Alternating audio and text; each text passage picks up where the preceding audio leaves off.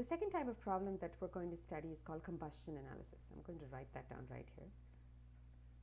So a combustion analysis problem is where you're given a problem where a certain compound is burned in oxygen. And instead of telling you the percent of carbon, hydrogen, and oxygen in the compound, they tell you how much CO2 and H2O was formed. So if you remember your combustion reaction, when an organic compound, for example methane, is burnt in air, everything is burnt in air generally, it forms carbon dioxide and water, okay? So, and you can balance this if you want. You'd put a 2 in front of the water and you'd put a 2 in front of the oxygen and it's done. The important thing here is to know that all the carbon in carbon dioxide is coming from the carbon in the compound, and all of the hydrogen in water is coming from the hydrogen in the compound. However, all of the oxygen and CO2 and H2O, this guy right here and this guy right here, is not coming from the compound necessarily. Even if the compound didn't have any oxygen, it would come from the oxygen in the air, okay? We'll talk a little bit about why that is important. Okay, let's go back to our combustion analysis problem. You're given how many grams of CO2 and how many grams of, basically here's your CO2 and here's your H2O, okay?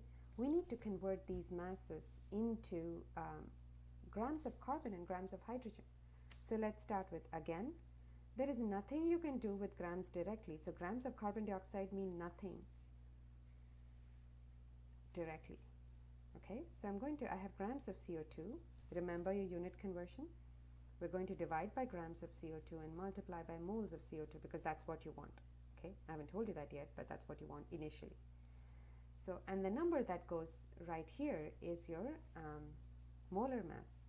We know that 1 mole of CO2 has 44 grams. If you went to the periodic table and added 12 for carbon and 16 each for oxygen, you'd get 44 grams, okay? So here, gram CO2 cancel, and you're now left with mole CO2. Each mole of CO2 contains 1 mole of carbon, okay? Moles, I didn't write moles here, but mole CO2 cancelled, and you're left with the number of moles of carbon. The next step is that each, I'm going to insert mole here, each mole of carbon contains 12 grams of carbon.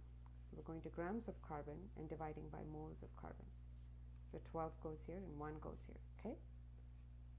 Mole carbon cancels. So the answer is 0.3644 grams times 12 grams divided by 44, and the answer is in grams of carbon. And this value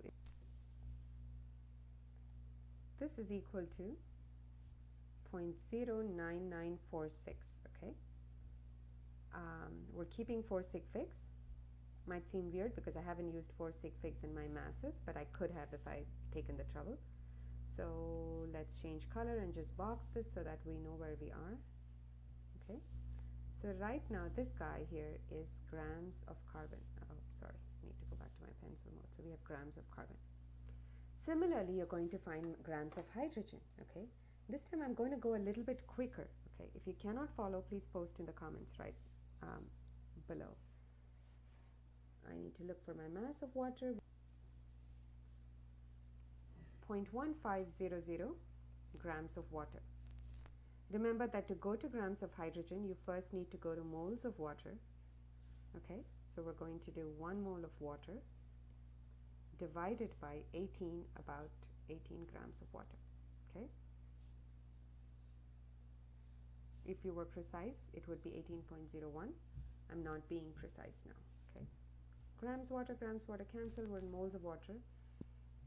Remember that we're trying to find hydrogen, and each water contains 2 moles of hydrogen, okay? 1 mole of water contains 2 moles of hydrogens. So right now we're in moles of water, and we know that each mole of hydrogen contains a gram of hydrogen. So 1 gram hydrogen, more precisely 1.008 for 1 mole hydrogen, because the molar mass of hydrogen is about 1.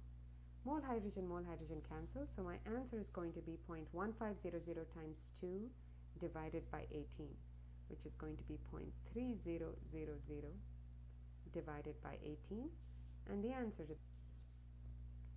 with 4 sig figs, it's 0.01 0.667 grams of hydrogen. Let's box this as well so that we remember where our answers are. Okay.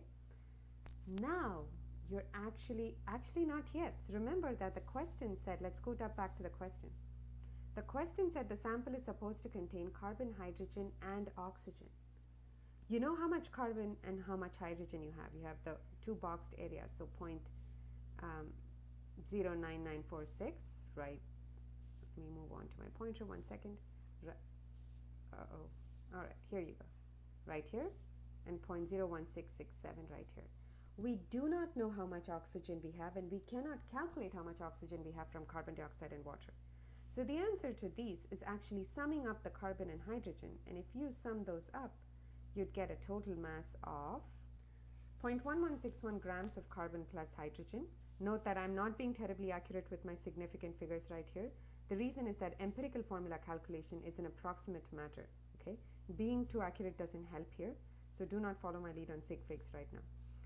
And we know that there's 0.2500 of the compound total. So if you subtract these two numbers, you are going to get 0.1339 grams of oxygen. So if you notice, you have three boxes right now, okay? We have the box for hydrogen, we have the box for oxygen, and we have the box for carbon, okay? So here's, and right now you are at the start of the empirical formula 1 problem. You're now going to go to moles of, let's rewrite our steps right here. I'm going to scroll down for a bit. I'm actually not going to solve the problem right here. We have grams of carbon, we have grams of hydrogen, and we have grams of oxygen. The next step right now is to go to moles of carbon by dividing by its molar mass, approximately 12, moles of hydrogen by dividing by its molar mass, approximately 1, and moles of oxygen dividing by about 16. Now we divide by the smallest of these values to get the simplest mole ratio. We will then approximate these numbers to integers and find the empirical formula mass. I'm sorry, not the formula mass, but the empirical formula. If you have questions about how to do that, leave me a comment or send me an email. If you can also go back to empirical formula 1 to check out how that's done. So we're right now at the beginning of a question where you might be given the percent masses of carbon, hydrogen, and oxygen. All right.